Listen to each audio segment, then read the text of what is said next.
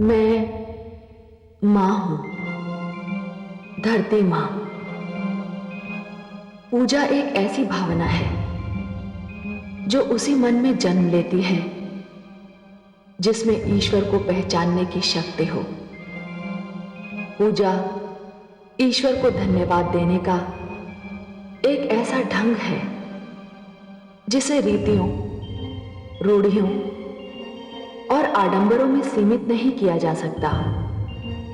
पूजा न बलपूर्वक करवाई जा सकती है, न बलपूर्वक रुकवाई जा सकती है। ये एक स्वैच्छिक क्रिया है। मुझे आश्चर्य हुआ कि देवराज पूजा के प्रदर्शन को इतना महत्व देते हैं कि उसके बंद करवाए जाने का आदेश ही सुनकर आप ऐसे बाहर हो गए और क्रोध में आकर उन्होंने एक ऐसा कार्य कर दिया जो देवत्व के अपमान के समान था। मुझे तो ऐसा लगा कि देवराज इंद्र और दैत्य गुरु शुक्राचार्य मानो एक ही सिक्के के दो पहलू हों। दोनों घृणा और बैर के धारे में बहकर आत्मविवेक खो बैठते हैं।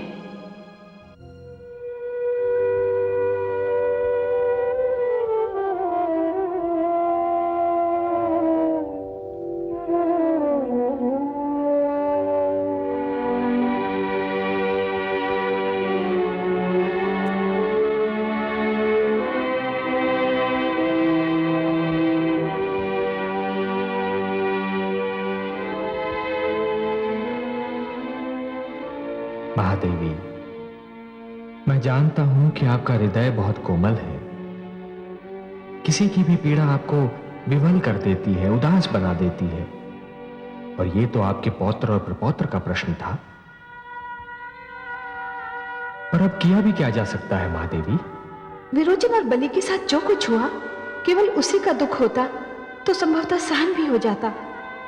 पर यह दुख असहनीय है कि उनके साथ ये व्यवहार देवताओं ने किया।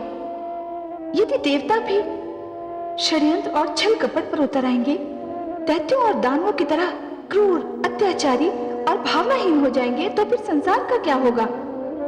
देवराज केवल इसलिए पौत्र विरोचन से रुष्ट हुए कि उन्हें अपनी पूजा बंद हो जाने का भय था। ये तो कोई बात नहीं हुई। कल हर वो व्यक्ति जो समाज का थोड़ा भी भला करेगा, वो अपनी पूजा कराने की मांग करेगा।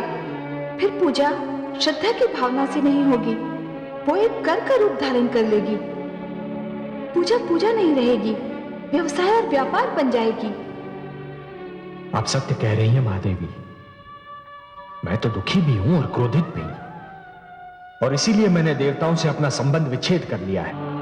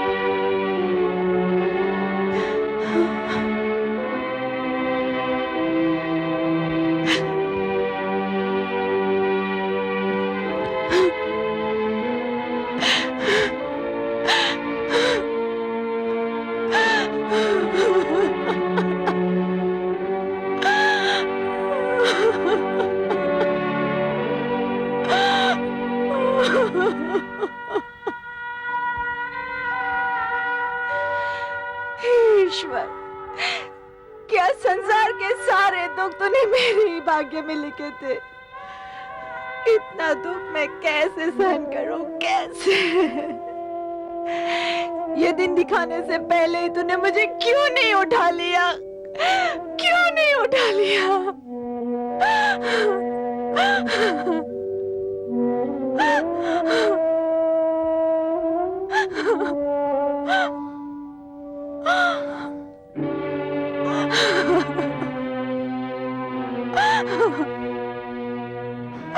पुत्रवधू,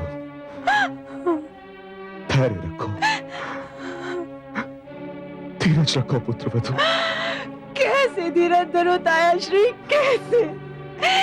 एक ही दिन में मेरी मांग का सिंदूर मिट गया और मेरी आंखों का तारा भी छिन गया। हे आकाश, क्या कभी तेरी आंखों ने ऐसा निर्मम अत्याचार देखा था? हे धरती, क्या कभी तेरी छाती पर दुख का ऐसा पहाड़ टूटा था?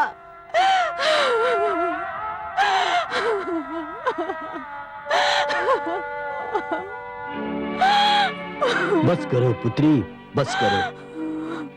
तुम्हारे इस तरह सर पटकने से तुम्हारे पति और पुत्र लौट कर वापस तो नहीं आएंगे। तो फिर मुझे भी उन्हीं के पास भेज दीजिए। हे पिताश्री, यदि अपनी पुत्री के लिए आपके हृदय में तनिक भी प्रेम है तो मुझे उनके पास भेज दीजिए, उनके पास भेज दीजिए। मैं अपने पति की चिता पर जलकर तो न मर सकी, मुझे अपने पुत्र के साथ जलकर मर जाने दीजिए, मर जाने दीजिए मुझे।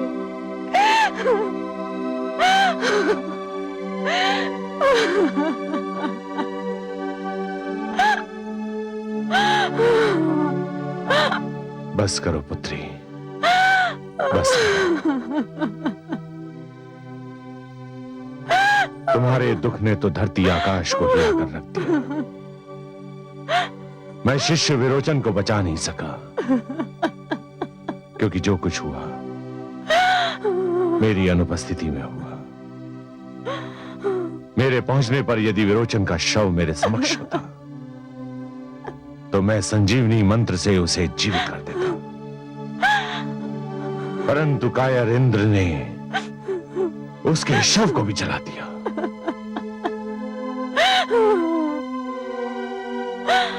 सौभाग्यवश बलि का शव मेरे समक्ष है। यज्ञ कुंड प्रज्वलित किया जाए।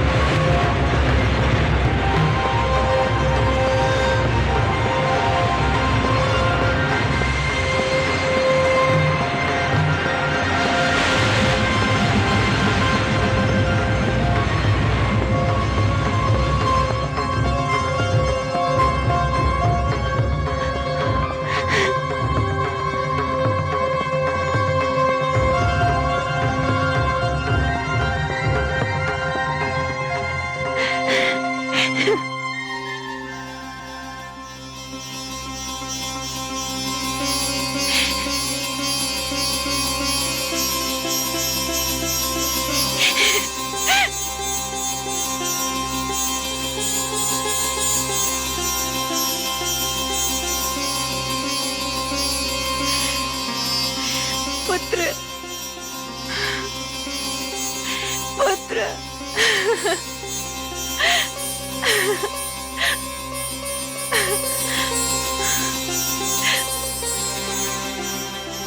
प्रणाम गुरुदेव। गुरुदेव, ये जीवन आप ही का है। आप मुझसे जो चाहे मांग लीजिए, मेरा ये जीवन भी। ये जीवन मांगना होता तो मैं तुम्हें देता ही क्यों?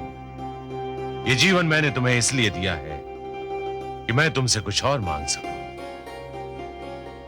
आदेश दीजिए गुरुदेव, आप मुझसे क्या चाहते हैं? देना ही चाहते हो तो देवराज इंद्र का मुकुट लाकर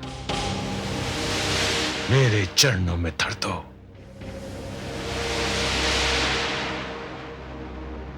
जो आज्ञा गुरुदेव।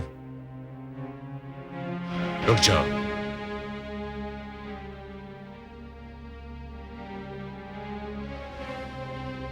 पहले मैं तुम्हें इतना शक्तिशाली बना दूं कि तुम विजेता विश्व विजेता बन जाओ।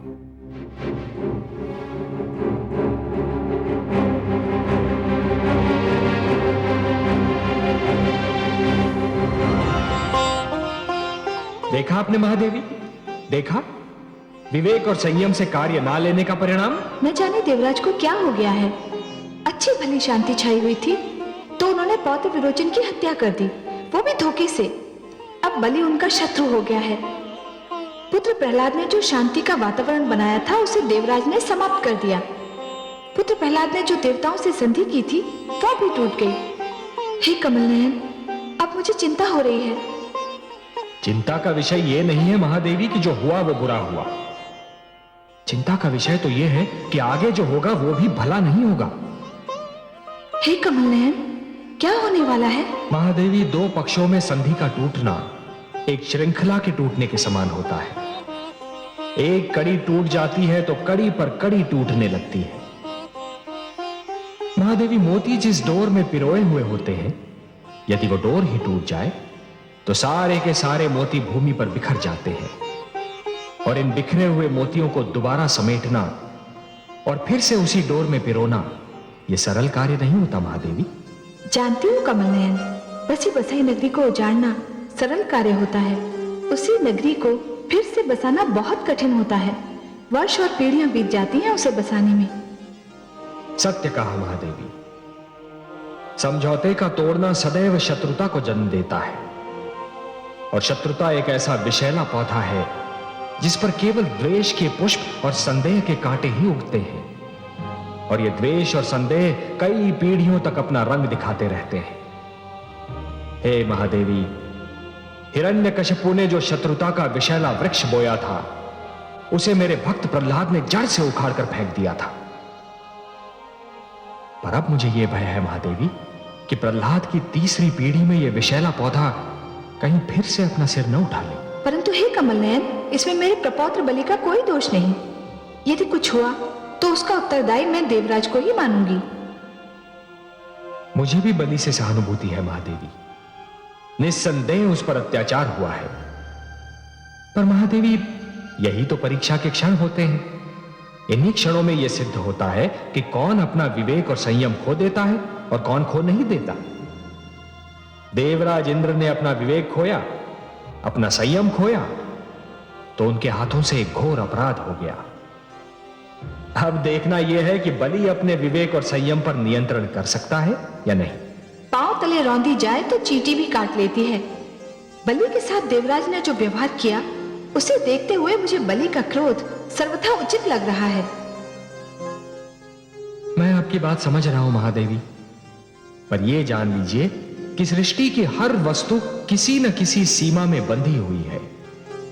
इच्छा हो, ईर्ष्या हो, क्रोध हो, कोई भी भावना हो, उसकी अपनी सीमा होती है। और जब वो भावना अपनी ही सीमा को लांघकर परे चली जाती है तो स्वयं अपने लिए ही हानिकारक सिद्ध हो जाती है। बलि इस समय अपने जीवन पथ के कठिन मोड़ पर खड़ा है।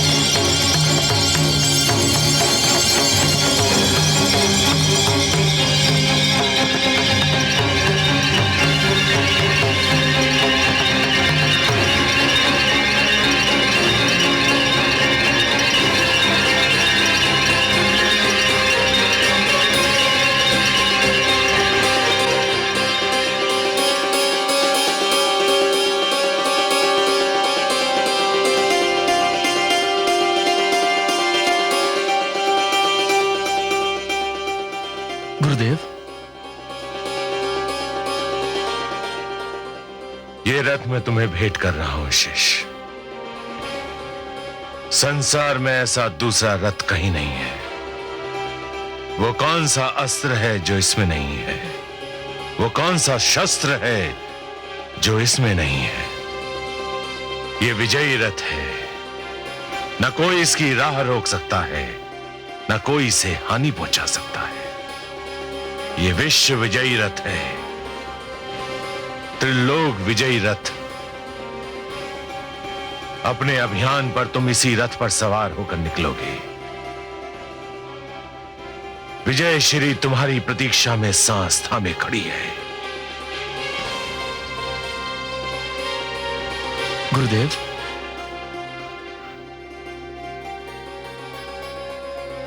विश्व विजयी भव शिष्य, विश्व विजयी भव।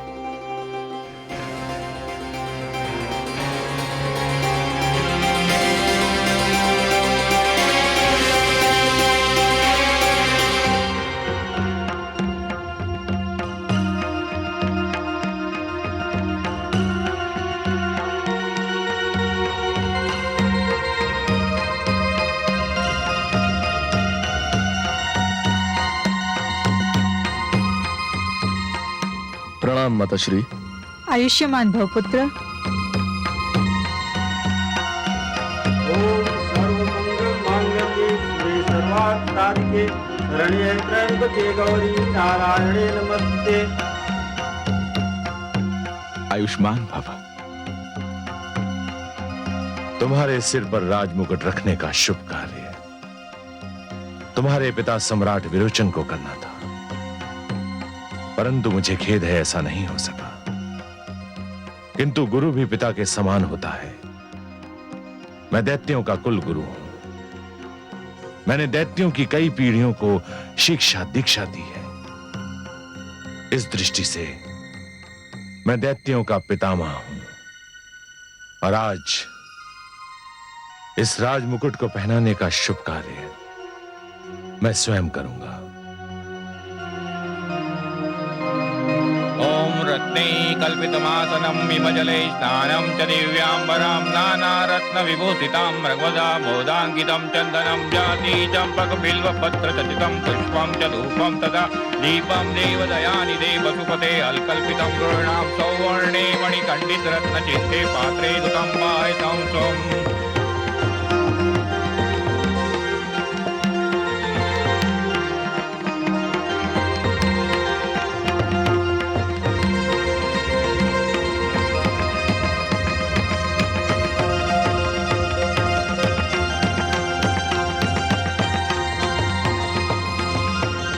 परंपरा है कि सिंहासनारूढ़ होते ही सम्राट कोई वक्तव्य देता है जो उसकी नीति की घोषणा के समान होता है।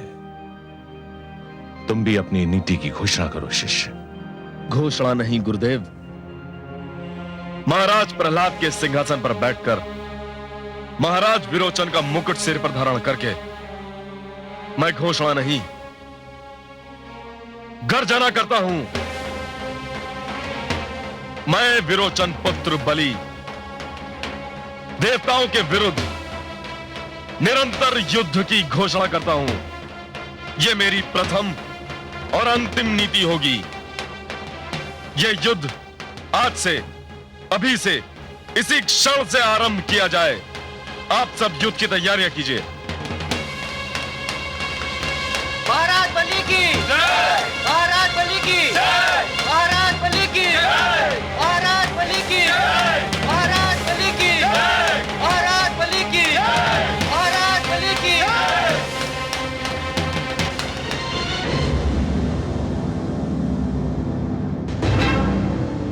आक्रमण!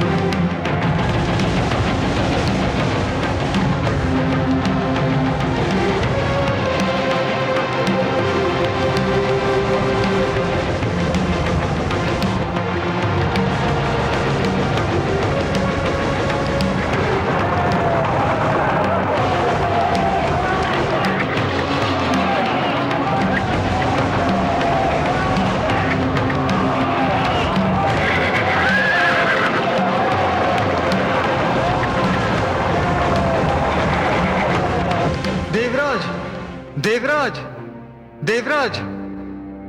आओ मलय केतु, देवसेना हार रही है, यही समाचार लाए हो ना? जी हाँ देवराज। और बलि हमारी ओर बढ़ रहा है, वह हमारी सभा में आ रहा है। क्यों? जी हाँ देवराज, ये घटना किसी भी क्षण घट सकती है। बलि यहाँ आना ही चाहता है। आने दो उसे। एक बार पहले भी तो आया था यहां, क्या हुआ था? मारा गया था ना? किंतु देवराज। कुछ नहीं, फिर मारा जाएगा, और इस बार मैं उसे मारते जलाकर राख भी कर दूंगा।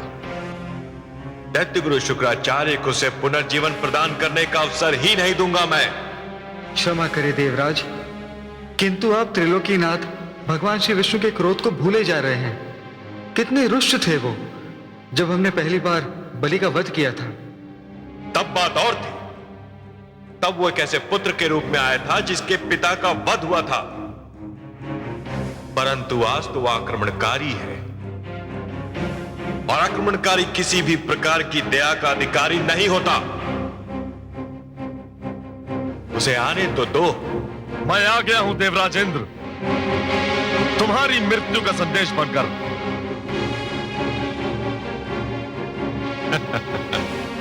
मृत्यु का संदेश? तुम कुछ भूल रहे हो दुस्साहसी बालक। मैं कुछ नहीं भूला हूं इंद्र। मैं जानता हूं कि तुम देवगण अमृत पान कर चुके हो, अमर हो चुके हो, मर नहीं सकते हो, यही कहना चाहते हो ना तुम?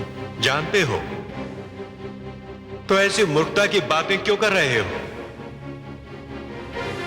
जो अमर हैं, जो मर नहीं सकते, उनकी मृत्यु का संदेश कौन बन सकता है? जानता हूं देवराजेंद्र, भली भांति जानता हूं कि ना तुम मर सकते हो और ना ही कोई तुम्हें मार सकता है।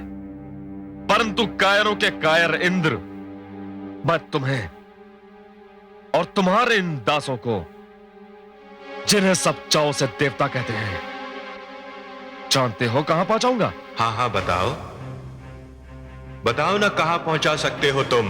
वहां देवराजेंद्र जहां तुम्हें तुम्हारा जीवन नर के समान लगेगा। उस स्थिति में जहां तुम मरना चाहोगे, किंतु तुम्हें मृत्यु नहीं आएगी, क्योंकि तुम अमर हो ना। देवराजेंद्र, तुम ये सोच सोच कर पछताओगे कि तुमने अमृतपान क्यों किया। रुक जाओ बलि, सावधान, सावधान इंद्र।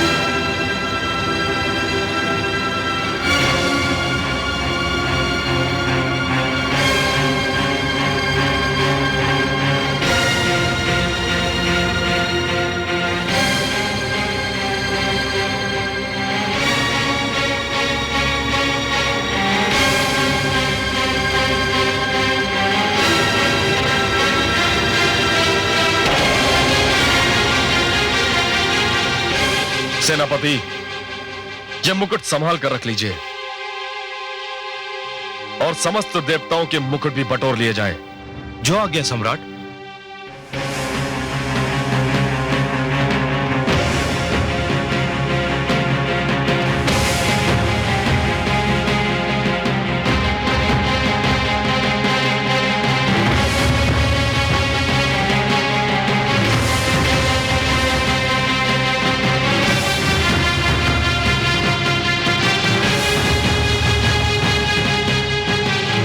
इन बंदियों के लिए क्या आदेश है?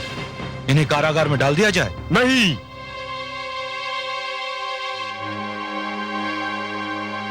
यह दंड इनके लिए बहुत साधारण होगा और वैसे भी ये दंड पहले भोग चुके हैं और अभ्यस्त हो चुके हैं। तो फिर इनके लिए क्या आदेश है? इन्हें देवलोक से निकालकर भटकने के लिए छोड़ दिया जाए। अब ये देवलोक में नहीं रहेंगे और पाताल लोक में यूं भी इनके लिए कोई स्थान नहीं है। परंतु सम्राट, मानव लोक में तो वहां भी एक घोषणा कर दो कि देवराज इंद्र के समस्त साथी हमारे शत्रु हैं और जो भी हमारे शत्रुओं को आश्रय देगा वो बिना कुछ कहे हमसे अपनी शत्रुता की घोषणा करेगा। हमारे हृदय में अपने शत्रुओं के लिए कोई स्थान नहीं है और ना ही हमारे मन में उनके लिए कभी करुणा जागेगी। और यह भी घोषणा कर दो कि मैं अपने शत्रु के मित्र को भी अपना शत्रु ही मानूंगा, भले ही वो कोई भी हो, कहीं भी हो। ले जाओ इन्हें।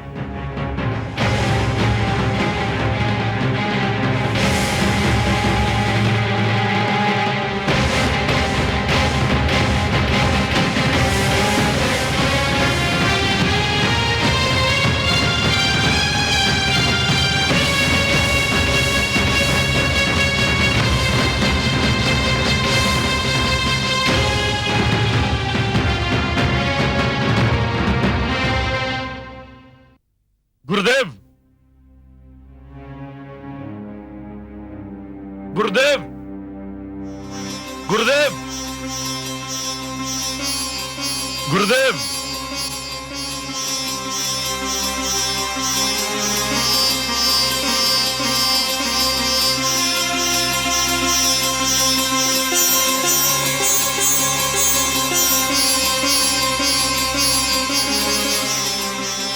गुरुदेव, मेरे दूसरे जीवन के स्वामी, अपने सेवक की ओर से देवराज इंद्र का मुकुट, यह तुच्छ भेंट स्वीकार कीजिए।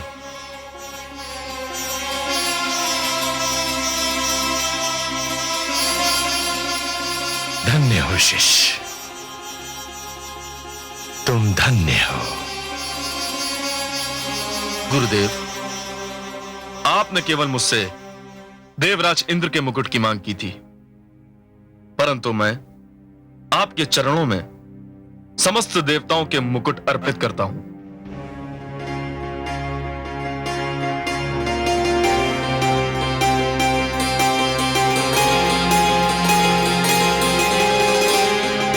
आयुष्मान भव, यशस्वी भव। तुमने मेरी हार्दिक इच्छा पूरी कर दी। गुरुदेव, यदि आपकी कोई और इच्छा हो तो कृपा करके व्यक्त कीजिए। आपका यह शिष्य उसे पूर्ण करना अपना सौभाग्य समझेगा। देवताओं का क्या किया तुमने? गुरुदेव, मैंने देवताओं को शून्य में भटकने के लिए छोड़ दिया है। अब उनके सिरों पर किसी भी छत की छांव नहीं रहेगी। देवलोक सदा सदा के लिए उनसे छीना जा चुका है।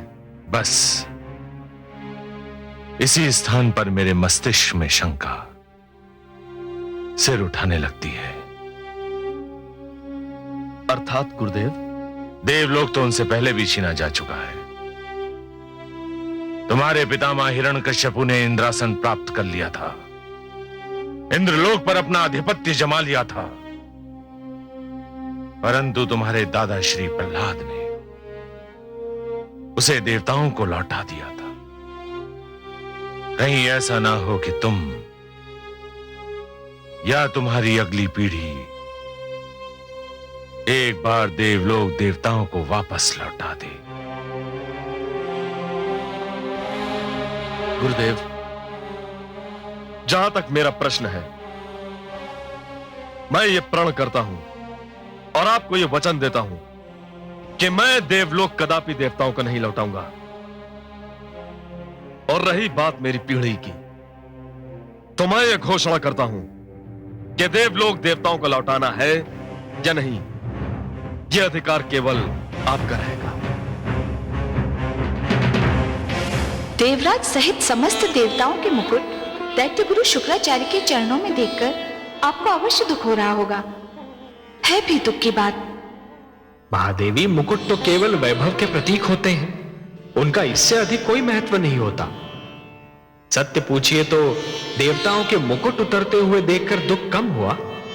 दुख अधिक इस बात का है कि केवल एक भूल के कारण देवराज इंद्र और समस्त देवताओं के सिर झुक गए।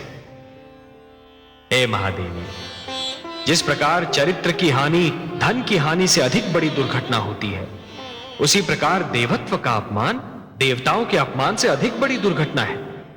देवराज इंद्र ने जो कुछ किया, उससे समस्त संसार की दृष्टि में देवत्व का मान घट सकता है, और मुझे दुख इस बात का है। सबको अपने कर्मों का फल तो भोगना ही पड़ता है, यही विधि का विधान है। सत्य पूछिए तो देवराज के पतन का दुख किसी को भी नहीं होगा। पर मैं तो माता हूं, इसलिए हर माता के दुख से व्याकुल हो जाती हूं। कहीं आपका संकेत देव माता अदिति की ओर तो नहीं? आप जान गए कमल नयन। हाँ, यही बात है। मैं जानती हूं कि अपने पुत्रों की यह दुर्दशा देखकर देव माता अदिति व्याकुल हो उठेंगी। पुत्रों का दुख सबसे सहन हो सकता है, परंतु माता से नहीं। अदिति की व्याकुलता का विचार ही मुझे व्याकुल कर रहा है।